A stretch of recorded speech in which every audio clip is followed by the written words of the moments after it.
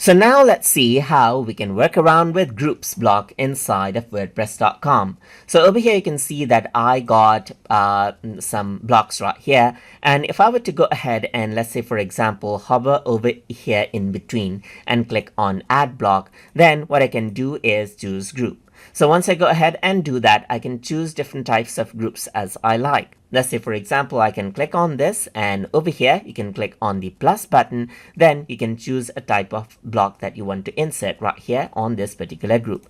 Let's say for example if I were to add in button, I can say sample right here, and that particular block right here has been inserted within the group. I can go ahead right here, click on the plus button and add in another type of block as well. Let's say for example I'm going to say sample right here, and then I'm going to click right here and I can go ahead and choose another type of block as well. So let's say for example I can select out an image right here, select let's say for example a particular image, and this is what you have.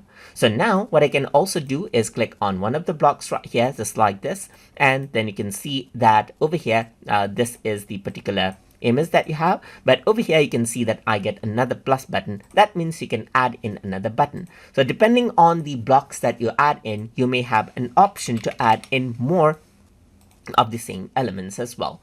So now you can go ahead and then align this out, as you can see right here just like this. You can change around the orientation as you like right here just like this, and so forth right here.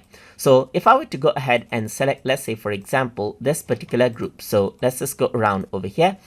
You can see that I can go ahead and select different parts of the group right here as I like, or I can go ahead and let's say for example go around over here, click on the plus button, add in more options right here just like this as well. And now, as with any other blocks, you can go ahead and select out individual blocks and then change around how the properties actually is for that particular block as well. And that is how you can go ahead and work around with, let's say for example, padding right here just like this. You can go around with the size right here for that particular block as well. And that is how you can also go ahead and add blocks in between right here and add in let's say another button right here, and that is what you have. So you got this entire group as you can see, and you can change around let's say for example the minimum and maximum column width right here, and change around the positions like this as well. You can also go around and change around the columns of the group as well.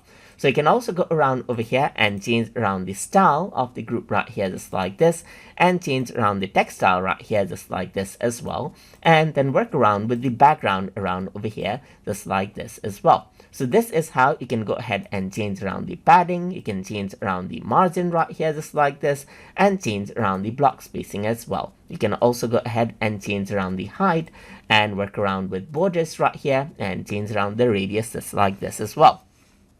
So this is how you can work around with groups block inside of wordpress.com. So I hope you guys learned something as always. And as always, please like, comment, share, and subscribe.